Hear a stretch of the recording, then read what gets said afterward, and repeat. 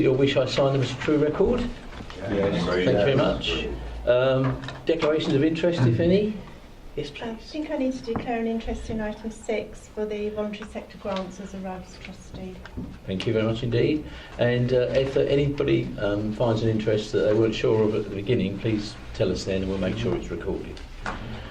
Right, item 5 then, matters referred to executive and reports from other committees, there are none. So we go straight to item 6, which is the progress on decision. So item 6, and I'm not proposing to go through it page by page. I think there's only 10 pages anyway. A lot of this has now been completed, which would be the grey items on there, so that's really good. Does anybody wish to raise anything? Yes, please, Ian. Thank you very much. It's basically through you to Councillor Lumley. You should probably know 6.2, I think. If there's anything of interest on that one. I was about to raise that. I have got Yes, please. Just It's double act over here. Yes, it is. Thank you, Chairman. An update on the hub, the Community Safety Hub. It is right, it is correct that the estimated timeline now is April.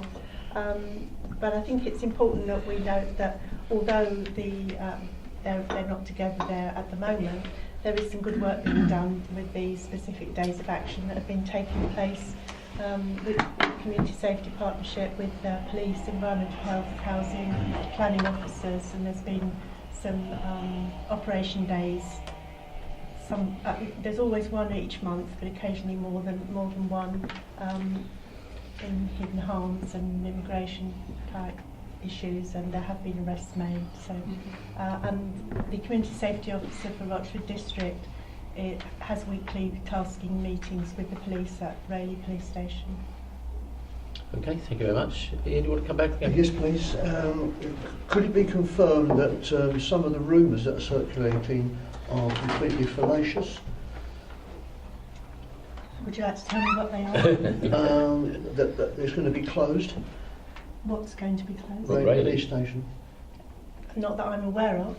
I think they've just spent a fair bit of money on it, doing up the cells and things, haven't they? Apparently there's been rumours. Yeah, I think there's always rumours, and some of it's about that sort of thing. When they're doing work on it, they temporarily close it, obviously open it again. But I think they've done work there, and they've done some great work at Southend as well, haven't they, recently? Yes, they have. But there's no immediate plan to close Rayleigh Station.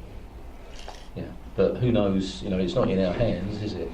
But clearly, at the moment, you know, it is a facility. It's not open as a facility, but I think the cells that are there are quite well used, unfortunately. Certainly for not just our district, but for other areas as well. I can remember when we saw a spike in crime. We wondered what on earth was going on, and it was because they were actually including all the figures that they charged at Rayleigh Police Station for almost the whole Southend area, because that's where they were taking them. But it wasn't actually our crime, it was other people's crime. So I think you've got to be careful when you look at some of these figures. But at the moment, I'm not aware through other channels that there's anything like that, so it is just a rumour. But I understand the ones at Rochford have now got a sold sign outside, so I presume the offices at the former police station at Rochford is now been sold. So we can look forward to see what. No, I don't know. If somebody else does. No, I don't. But presumably it's for development. I'm assuming it's for development. Whether they'll develop it as is or change it or knock it down and rebuild it, who knows? Did you want to come in, George? Yeah, I do. Yes, please. Yeah, 6.4, the lease on the land at 132 London Road. Having a meeting with Matt Howard-White. Tesco's are dragging their feet with regards to that small piece of land, but looking at some recent photos, there's a health and safety issue there. So I've come to a decision which I'll be formally emailing Matt, that will put some bollards around that strip of land and resurf it. So there's work going to be coming your way, Marcus. Okay. But and hopefully that will speed up the process for them to negotiate the lease a bit quicker. Okay. But is it the negotiation? Presumably, it's not through the local Tesco. It's with another party, is it? It is. And of course, presumably that's quite a large, obviously a large organisation. It is. So, you know, I think you've got to be careful with that. Yeah. Right, anybody else? Yes, please. Can you clarify that, George? You're putting bollards around it, making it solid, and it comes back to Marcus. I don't. Oh, it'll be not Marcus. It'll be the Leco company to redo the land because it's all tuned up. Yeah. And that's what Matt was saying, that we'll use the Leco company to put the bollards up, the wooden bollards. Yeah. So it's ground maintenance type. And, You're leaving that section as grass. Correct. Right. That's I think what's sorry, causing the sorry. confusion. No, Yeah, you said you were going to. No, there'll be a section and new grass will be put down. Yeah. No, that's fine. Yeah. Okay. Right, June, you want to come in? Sorry. I was just going to say that I've been querying this as well because we've had several residents complaining about the state of the verge there, and it's dreadful. And it Take was Simon in. Matt Harwood-White that said Richard Tatton Bennett was working on costings of suitable bollards. Okay. Are we talking about the sort of bollards that go up and down, or just permanent No, bollards? that's permanent ones. So I think that was the problem, I think, with the existing ones, because anybody could just lift them up and put them down. Exactly. No, these are going to be permanent wooden bollards. Yeah. And this will be on the grass rather than the Yeah. side. Yeah, where so the- it'll preserve the grass. Yeah. It'll be and they'll be environmental friendly. But it also means that there no doubt will be complaints to Tesco's because people can't park where they could previously, so Yes. they may Yes. well lose customers. Exactly. Okay. That may be why they're dragging their feet, who knows? Simon? On 6.3 voluntary sector grants, it's entirely accurate what's said in there. However, there was a small sum of money left over, and with the group, it did work out a system which we would look at that remaining pot mid-year to see whether it was required based on knowledge that was acquired during the course of the year from the operations of various voluntary organisations within the district. Thank you. So you want to come in? Yeah, just going back to the Tesco's thing, George. The piece of ground you're talking about as you look at Tesco's is to the right of the entrance. Yeah. There is just to the left of the entrance to the driveway, there is a small triangular piece which is in our ownership. Again, people keep driving across that and digging it all up with That's also included. So you know, that's the question. Yeah. Yeah, that's also included in the quotation, which we. Fine. Okay. Thank you. Right. Can I just ask? Yes, please, yeah. Simon, have you got a list of Through the chair, please. Oh, through the chair. Sorry. That's all right. Just want to ask Simon, have we got a list of organisations who were awarded the grants? I haven't with me, but yes. Yeah, that would be going out to all members. Yeah. It normally does, but they're still collecting. There's quite a lot of information there, so I think they're still collecting it. I think it's John will probably tell you. I think it's going to be coming out soon, John. It's referred to in the report, it's already gone out. yeah. All right, okay. It's gone out. Yeah, I've read it. It has been. Yeah. Okay. Thank you very much. Right, anybody else on any of the other pages, please? 6.5. Yeah. Just to say that the reason the air quality management plan is not ready as yet is it's been put forward to key decisions put forward to March in order to take into account all of the responses from the consultation and get the costings appropriately before they can come up with the revised plan. So that's been moved forward a month. Okay, back a fine. month. Thanks very anyway, much. we look at it. It's interesting though, I think I've seen a traffic increase, I believe, because of the work they're doing at Kent Elms at the moment. I think a lot of people are driving round rather than going down the 127. So any figures we get at the moment, yes, you can take a view on it, but they might be skewed by such work. Yes, of course, when it's done, it'd be great, but before then, I think you've got to perhaps look at that and take it in context, or perhaps do another one afterwards. I don't know. But I think you've got to look at how that's coming forward. But any data from this year, and I think Sean will correct me if I'm wrong, won't be verified until next July, when it takes about 3 months after the year-end collection for DEFRA and for the adjustment That's right. So yeah, fire there's going to be a suggestion delay on built in results. any event. But I think your point's well made, Chair. Yeah. There are always risks around this in terms of roadworks and so on, and we've seen that happen on a number of occasions when they did Progress Road and When so they did on. the There was gasworks and things like gasworks that. as well, and Yeah. traffic diverting. So. Yeah. But the date for the plan now to be signed off is the 31st of March. So. Okay. Right, so we look forward to that then. Thank you. Any others, please? So members know the report? So let's go to item 7 then, which is the quarterly report from the Section 151 officer. We're very welcome, Matt. What's all this? You always look so young, it makes you look older. Thus, we've aged him. Yeah. It's the pressure, yeah. Thank you, Chair.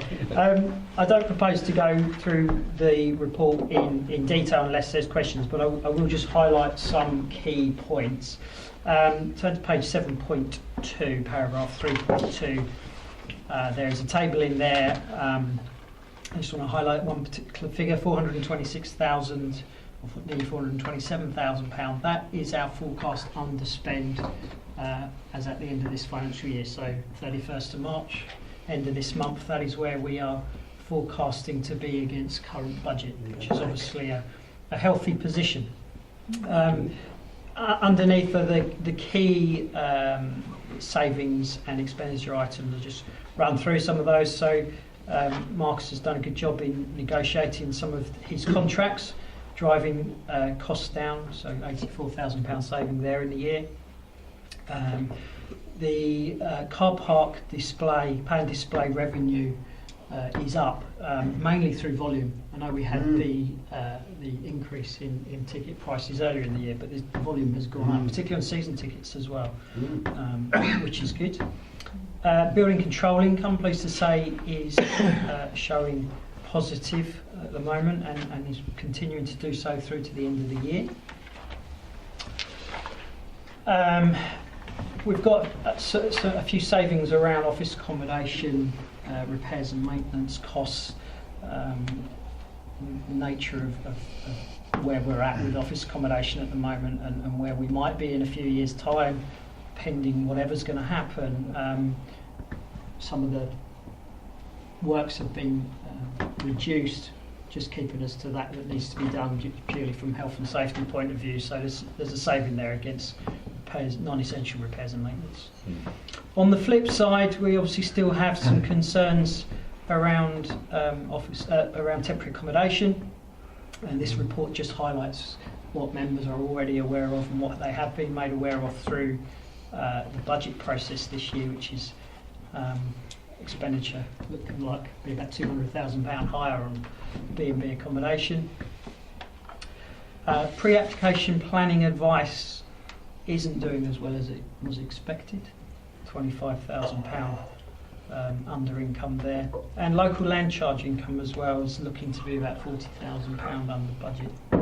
So they're the main variances to budget, both in a positive and negative way. But as I say, it's looking healthy overall. I would just like to point out one error on page 7.14. I just need to bring your attention, page 7.14 on homelessness there shouldn't be brackets around the 172,000. It's not a favourable variance. It's an adverse variance, but the figures still tie up. It's just the brackets shouldn't be there. I'm happy to take any questions. Can I just ask, as far as that 426,000 is concerned, that would just go to general balances, would it?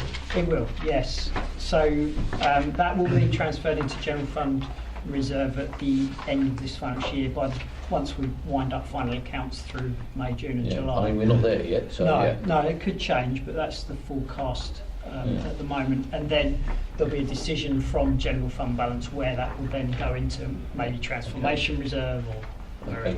Just one more thing about when you spoke about maintenance. I mean, yes, of course, health and safety. You must do your health and safety. But the only other thing, and it's a judgment call, is that what you don't want is if you get a hole in a roof, and it's going to cost you 10 times as much if you leave it. Yeah. So from that point of view, it's about being about value, if you like, making sure if you do need a repair, if that repair or attention to something, that you make sure that that's brought forward, rather than just put to one side, because obviously it can be very much worse if you just leave it. Absolutely. And I think that's something you always, we do it with our own budgets. We must do it with council property, etc. Going forward, I'm sure that's done already, but that's the only caution I'd add to that. So it's not just health and safety; it's about essential maintenance. Simon. Yes, please, Simon. Sorry. If you wanted to be critical, you could look at this budget and say that this year we got our budget miles wrong because there's such a big saving. But the reality is nothing could be further from the truth. That figure, the potential underspend, is a result of people working harder, people being more efficient, good contracts being negotiated, a proper awareness of what's coming into the future, and increasingly difficult financial times. It could be said that the car parking is the result of good economic strategy and the work with partners in the town council, encouraging Rayleigh to become an even more thriving local centre. So I'm really pleased with that budget, and I think that the work that has been done so far this year is setting us up for being able to set future budgets which are more in line with the decreased level of income that's going to be coming our way. And it's a piece of work where we've got in early, we've recognised what the forecast is for the economic environment, and we've started to work towards it to, I think as you said before, Leader, to cut your cloth to suit. Yeah, I think it's not far away that we're going to be going into negative rate support grants, and we don't know yet what's going to happen with the business rates, which will be coming presumably as income into the future, and what price tag or what strings that comes with as far as services that we provide. So until we know that, I think we have to be prudent in any event, and obviously this is a good contribution to that, and it's something we take forward.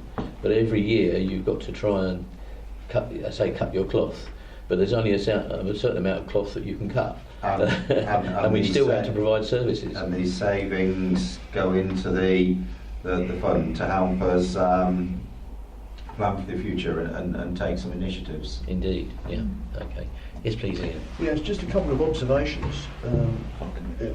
Basically, with the car parks, as Simon mentioned, how Rayleigh has thrived. Yes. And it's really made a huge contribution. You can see that through Castle Road, where that has gone up immensely, basically due to Marks and Spencer's being there.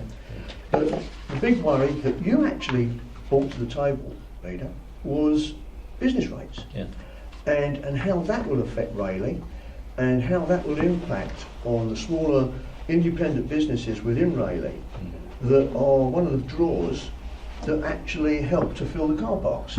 So, I think we're going to have to be very much aware of what's going on, especially what the Chancellor is planning to do in his autumn statement. Or I think it's going to be it is autumn, isn't it? I think there's another one coming forward. It's next month. It's next month, isn't it? Next month. Next week, March is the budget. March, yeah. So he's looking to actually find ways that he can help to soften the blow, which is being flagged up by everybody. And that could be a big worry for us all, really. Well, I think they're talking at the moment about possible savings and contributions and help. But as I say, it's the unknown, isn't it? Yeah. Nobody really knows where they're going to be. Yeah. I know there have been indications, but nothing more than that. Sorry, you was coming in. Yeah, a couple of questions, if I may. Picking up on the thing of car parks, you mentioned season tickets are up. Is that a particular car park? Is there a particular reason? Because going back 2 or 3 years ago, it was very depressed. I wondered what the sudden change is to improve that. I don't know if you can answer that. I'd have to I'd have to get back to you on the detail of that. I mean, I believe it is mainly in sort of Raleigh and Webster's Way.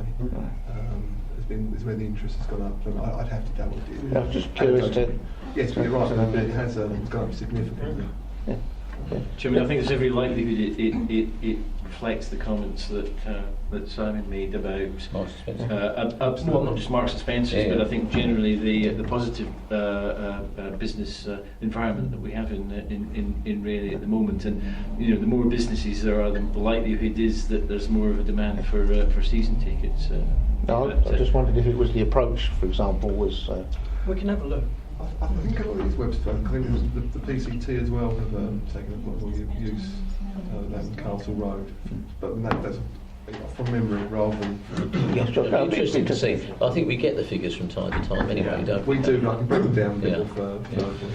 more. The other question I wanted to ask was currently at the moment with the domestic rates that we collect, it's then split between county, yourselves, and parishes, police and fire. Is it likely we're going to have a similar formula for the business rates? Will, for example, will the parishes be benefiting from For it? the new business rates from 2020 onwards, it's unknown at the moment. It's Doubt one whether of you those. keep all of them. No, I'm just wondering.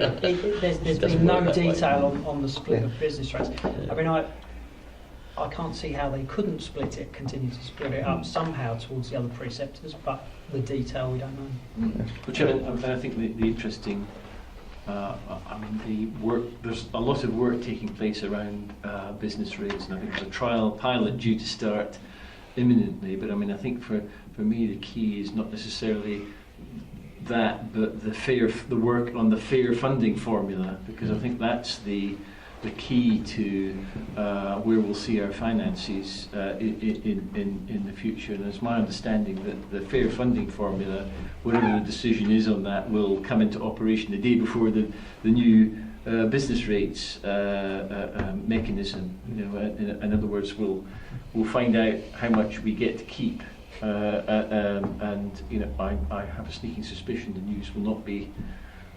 Will not be fantastic. I doubt whether it will be in our favour. Let's put it that way. Yeah, because it no usually is. I mean, they're looking at government departments now. Was it up to? That's an interesting word that used by advertisers. Up to 6%. I think that, you know, if it was 6% for us, we'd be very pleased, wouldn't we? But there you are. But let's see how that goes as well. But I know that counties saving money. Of course, some of the things we have in our services are sponsored by county, and I know they're looking very closely at that, not just this year, but in future years. And of course, they've got the added burden of the social side, social delivery, and so you know, it's not going to be easy over the next few years. So the best that we can get to now has got to be that. But I think I am, you know, with our business engagement now that we're doing through LATCOs and other things, you know, I'm pleased that might come into the frame as well. But dare I say, we've saved some money on appointing Sean as our head of service.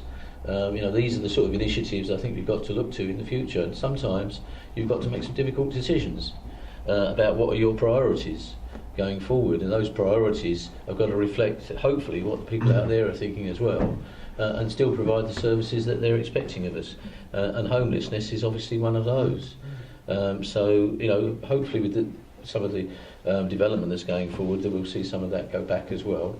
We have got some other irons in the fire too.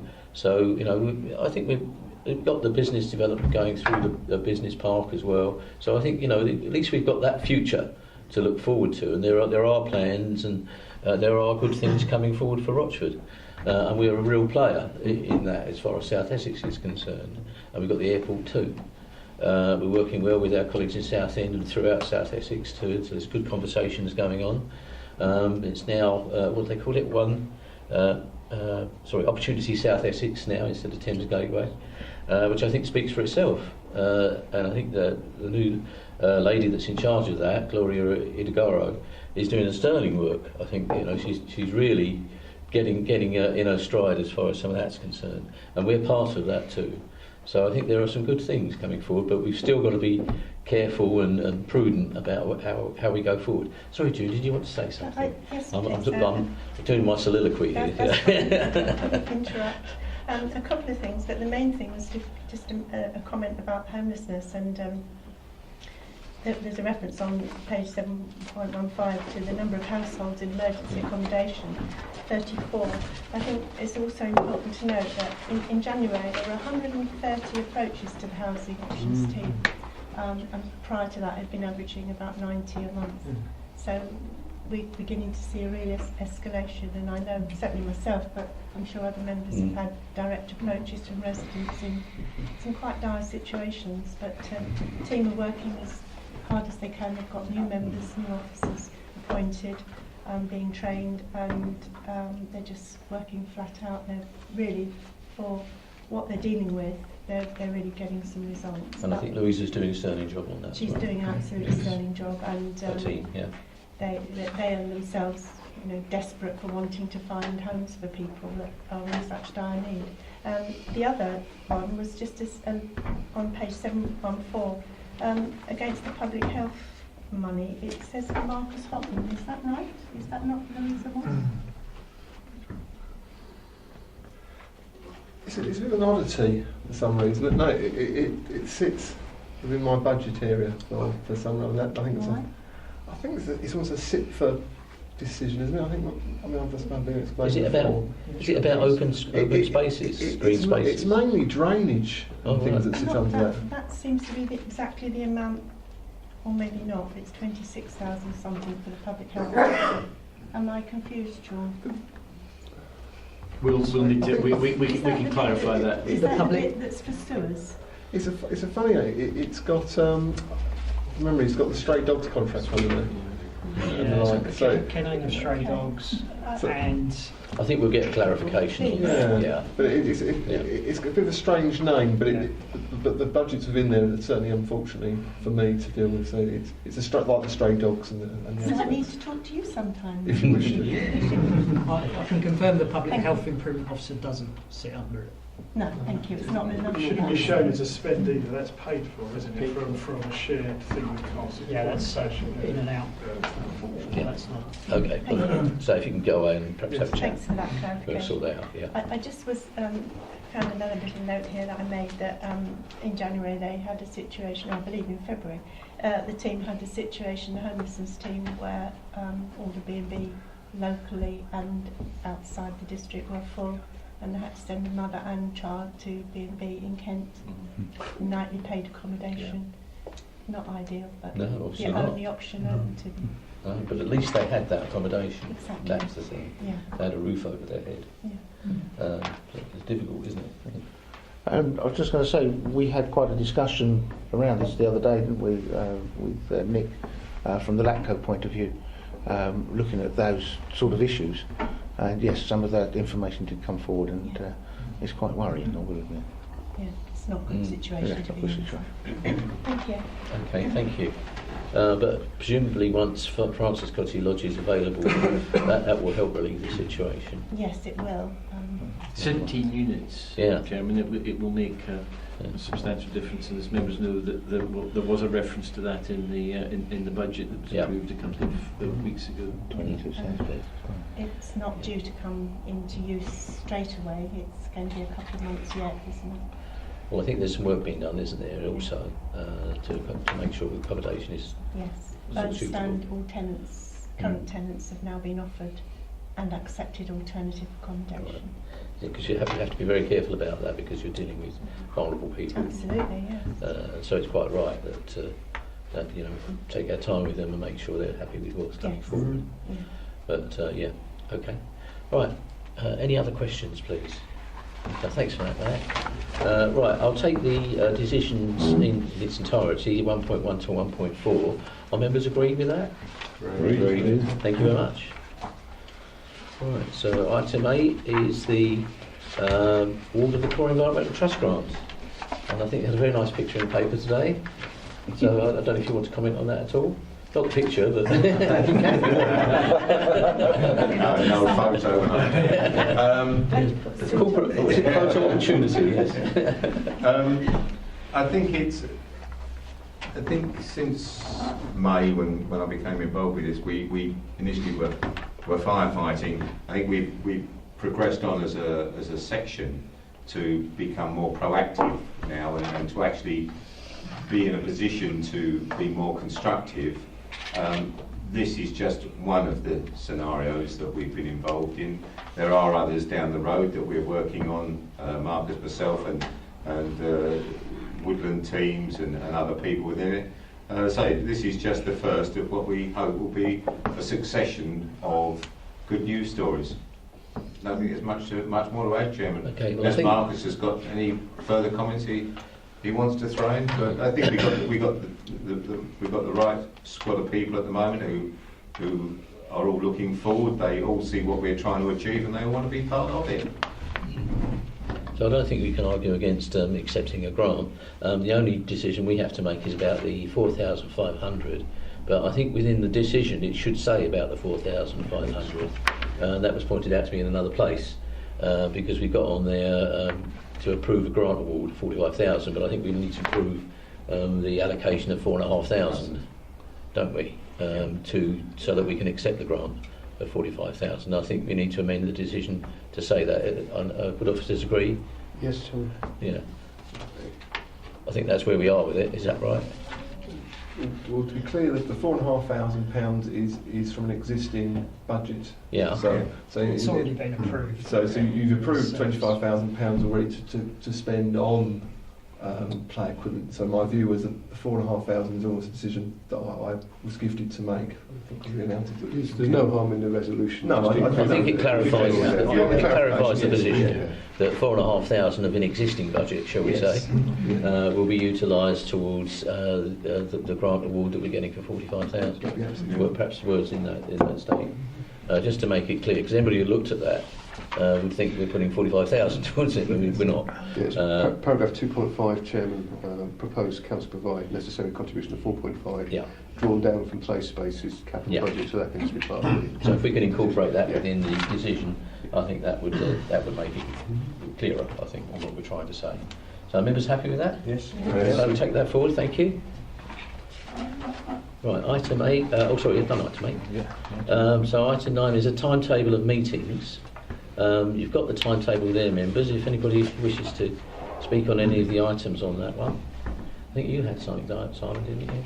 Yes, it was just, we've got 2 budget away days. The first budget away day has been quite well attended, but the second one was less well attended, and most of the business was done in the morning.